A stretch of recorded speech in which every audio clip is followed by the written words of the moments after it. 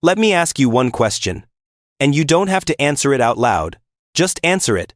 In your head, does it feel like your money doesn't go as far as it used to? Not because you lost your job, not because you're reckless with money. In fact, you might have even gotten a raise, and yet, by the end of the month, you're more careful than before. You go to the grocery store, same familiar items. But at checkout, you put one thing back. You open your bank app. No strange charges. Nothing wrong. It's just that the number doesn't feel as reassuring as it did 5 or 6 years ago. That's what confuses people the most. They don't know what they did wrong. You're still working hard. You're still trying. You're not living more extravagantly. And yet, life feels tighter. And it's not just you. A lot of middle-class Americans feel this right now. Different jobs, different incomes, different cities. Same feeling. And here's the strange part. Nothing dramatic happened. No crash, no collapse. This didn't happen overnight. It crept in slowly, over the past few years, and because it happened slowly, most people assume the problem is them. Maybe I'm just bad with money. Maybe I'm not trying hard enough.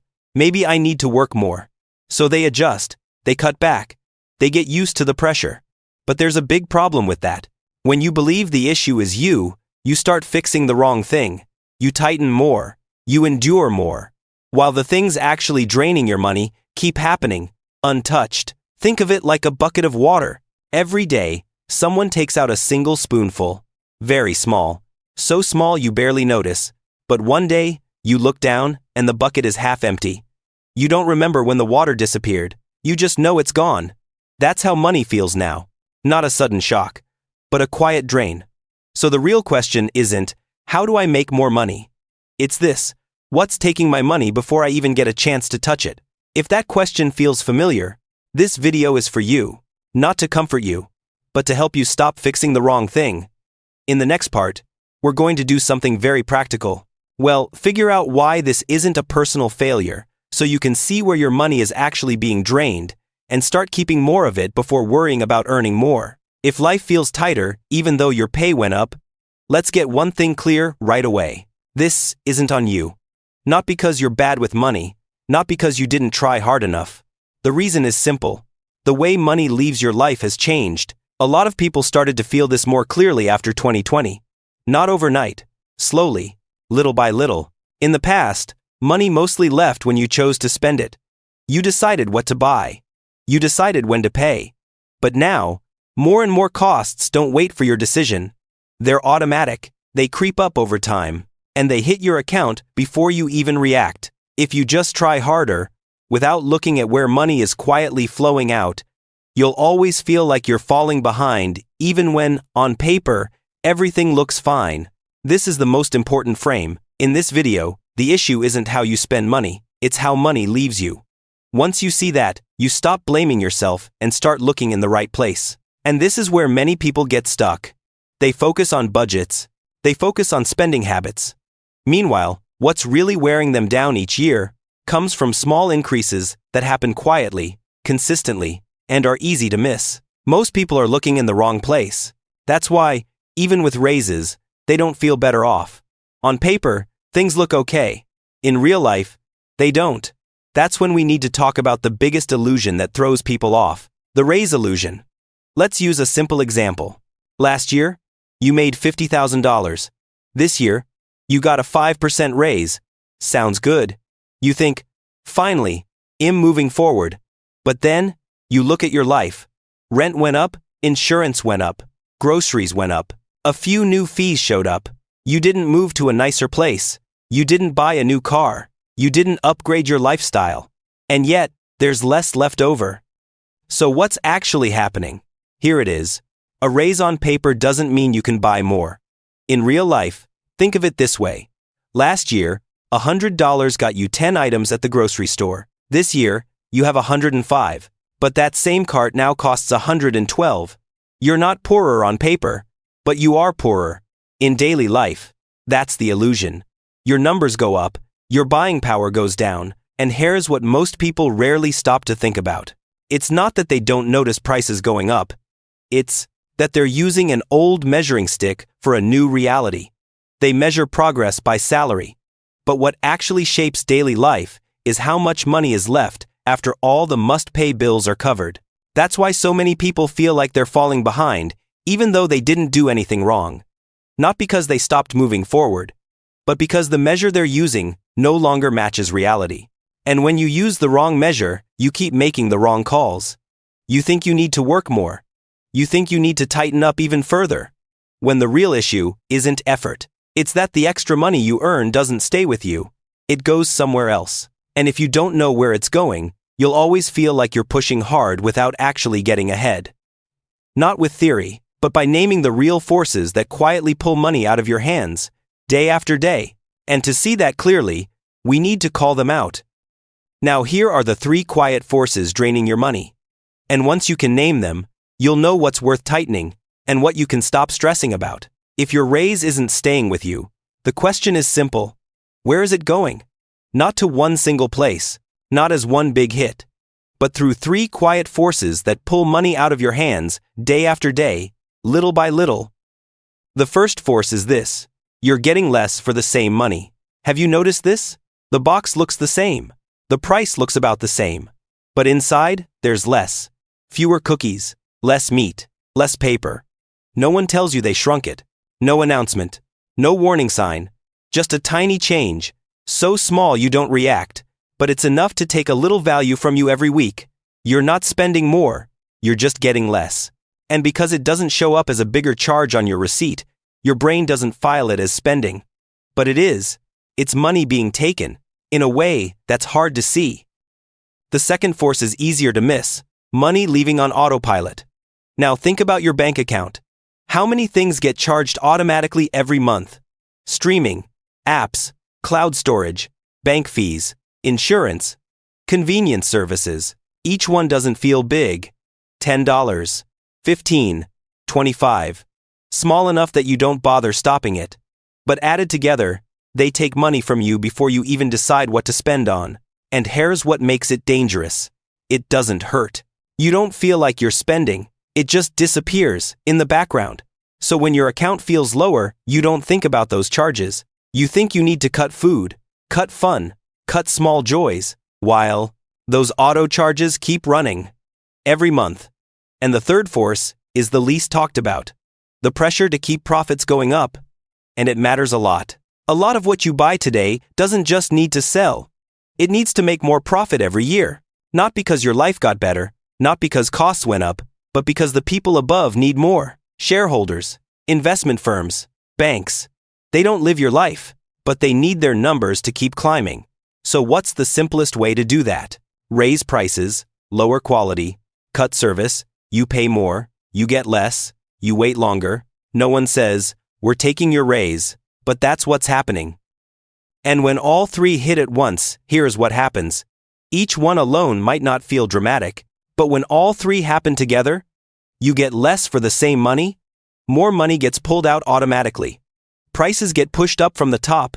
Your raise never has a chance to stay with you, not because you spent wrong, but because your money is being pulled away before you can hold on to it. And this is the most important point of this section. If you can't name these forces, you'll keep fixing the wrong thing. You'll think you need to try harder, when, in reality, you need to look in a different direction. Hello, I'm delighted to assist you with our voice services. Choose a voice that resonates with you, and let's begin our creative audio journey together.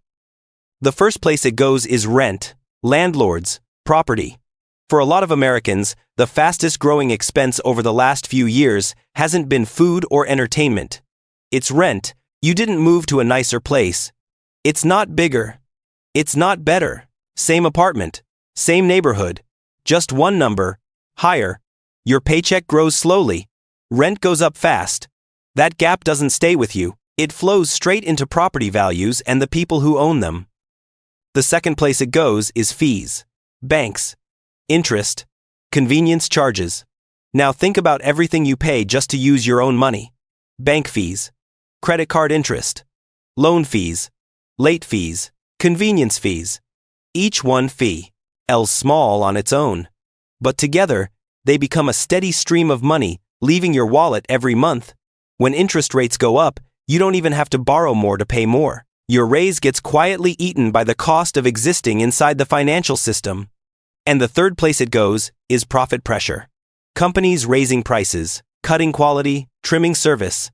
A lot of what you buy today comes from companies that don't just need to sell. They need profits to keep going up every year, not to survive, but to meet expectations at the top. Shareholders, investment funds, the market. When costs rise, they can't let profits fall. So what do? Prices go up. Quality goes down. Services get cut. You pay more. You get less. Your raise gets used to keep those numbers moving upward. There's one thing all of these destinations have in common. The people receiving that extra money aren't living your life. They're not grocery shopping with you. They're not paying rent with you. They're not waiting on a paycheck like you are. They're just standing on the other end of the money flow. This doesn't mean anyone is stealing from you. It means the system is designed so extra gains don't stop with the person who earns them. What this part is really about. This part isn't here to make you angry. It's not here to point fingers. It's here to help you see one important thing. You're not falling behind. You're standing in the wrong place, in the money flow. You're making more, but the extra isn't designed to stay with you. And once you see that, something changes right away. You stop blaming yourself. You stop pushing blindly. You start asking better questions. In the next part, we're going to connect all the pieces, not to tell a new story, but to see one clear thing. What you're experiencing isn't random. It's the result of a financial environment that's been slowly tightening in ways that are hard to notice if you only look at each piece on its own. And when you only look at pieces, it's very easy to misunderstand what's really happening to your money. No doom, no fear, just the full picture most people never get to see. Once you see where your money is actually going, another question naturally comes up. Why is all of this happening at the same time? Not just rent going up, not just more fees, not just lower quality. All of it, at once. That's not random. And it's not because people suddenly got worse. It's the result of a financial environment that's been tightening over time. After 2020, the rules changed. For years, money was cheap, rates were low, borrowing was easy, companies could expand, consumers could manage. On the surface, things looked fine, but when that changed, pressure started to build. Not in one place, everywhere. Look at it from the top down. Companies had to pay more just to cover their debt. Funds needed higher returns. Banks became more cautious. When money stopped flowing easily, the system reacted. In familiar ways, prices had to go up, costs had to be cut, risk had to be pushed downward. And who's down here? People living paycheck to paycheck. The problem is, no one announced this. There was no official notice, no headline saying, "From now on, you'll have to carry more." Instead, it showed up quietly. Prices inching up, new fees appearing, quality slipping, terms changing.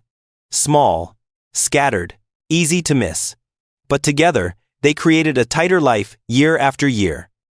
This is why so many people feel squeezed, not because they got weaker, but because the margin for error got much smaller. One surprise bill, one slow income month. Things that used to be manageable suddenly aren't. This part isn't meant to scare you. It's meant to help you see something practical. If the environment has changed, the way you respond has to change too. The problem is, most people are still reacting as if the environment never changed. They're trying harder, in the old way, while the pressure is coming from a completely different direction. And that's why, even when they do many things right, they still feel stuck. In the next part, we're going to talk about the most important question. What can you do right now, in an environment like this? Not get-rich tricks, not complicated strategies, just practical moves to keep more of what you already make, instead of reacting in the wrong places. After everything we've talked about, we're done with theory. There's only one practical question left. What can you do this month to stop getting quietly drained? Survival mode isn't panic. It's adjusting how you respond to a changed environment. And you can start right away. You don't have to do everything at once. Just start in the right place. Step 1. Change the measure. The most important thing you can do is change how you measure your financial situation. Don't measure it by your salary. Measure it by how much money you have left before the next paycheck. This is simple. Open your main checking account. Look at the current balance. Count how many days are left until your next paycheck. Then subtract all the must-pay expenses, rent, utilities, insurance, and the minimum payments on your credit cards. What's left is your monthly breathing money. Write down one simple line. After paying everything essential, I have dollars left each month. Don't compare it to last month. Compare it to 3 to 5 years ago. If that number is getting smaller, that's a more important signal than any raise you've ever received. Step 2. Clean up autopay. Now look at where money leaves your account the fastest. Autopay. Streaming services. Apps. Cloud storage. Gym memberships. Extra insurance add-ons. Convenience bank fees. Each one feels small, but they leave before you even think. For each one, ask just one question. If I lost my job in the next 30 days, would I keep paying for this? If you hesitate, pause it or cancel it. The goal here isn't saving a few dollars. It's getting back control over where your money goes. Step 3. Build a cash buffer. In a tight environment, cash doesn't make you rich, but not having cash makes you fragile. Don't think about 6 months of expenses. Just think about 1 month of essentials. Open a high-yield savings account, separate from your checking account. Set up a small auto transfer from each paycheck. This isn't investment money. It's not meant to grow. It's time to breathe when something unexpected happens. Step 4. Don't let credit cards drain you. You don't need to pay off all your debt right now. You don't need anything complicated. Just do one thing. Pick the card with the highest interest rate and increase the payment a little this month. For the rest, keep paying the minimum. The goal isn't to be debt-free overnight. The goal is to stop interest from eating your breathing money first. Step 5. Reduce dependence on one paycheck. The biggest risk isn't low income. It's having only one source. You don't need a loud side hustle. No startup. No burning nights and weekends. Just one skill you already have. And one small, flexible income stream. Freelance work, light consulting, tutoring, or a weekend gig. The goal isn't big money. The goal is having options when you need them. Step 6. React early to price hikes and quality drops. If a place you regularly spend money starts raising prices fast, cutting quality, or delivering worse service, don't stick around too long out of habit. In this environment, flexibility matters more than loyalty. Comparing matters more than comfort. What you don't need to do. You don't need to rush into investing. You don't need to chase get-rich-quick promises. You don't need to optimize everything at once. Survival mode isn't doing more. It's doing the right things first. The most important part. If you do these things, you don't beat the system. But you don't get quietly drained by it either, and that's the goal. One last thing. If you want, the final step is just this, closing the loop on the entire story. Money survival isn't about getting rich. It's about not getting quietly drained. If you've made it this far, you've probably realized something important. You're not moving backward. And you didn't do anything wrong. What changed was the environment around you. Your money didn't disappear overnight. It was drained slowly, through small changes, happening consistently, and easy to miss. And because it happened slowly, many people blame themselves. They tried harder. They endured longer. They beat themselves up more, when what they really needed wasn't more effort, but better direction. Money survival isn't about becoming rich. It's about not being drained. In silence. Not through panic. Not through flashy promises. But through clarity. Understanding what's really happening. And responding in time. If you understand why raises don't always help, if you can see the forces pulling your money away, and if you start adjusting how you respond, you're already ahead of a lot of people. Not to beat anyone, but to avoid losing passively. This channel was built for people like that. People who aren't looking for magic, who don't want shortcuts. They just want to understand the system they live in, so they can protect themselves better. If you stay with Money Survival Guide, you won't hear sensational stories, but you will slowly understand why things look fine on paper, but feel tight in real life. Why hardworking people still feel stuck. and how to avoid being quietly drained. In a world that's getting tighter every year, that's not a promise of getting rich. It's a way of living. Money survival isn't about getting rich. It's about not getting quietly drained.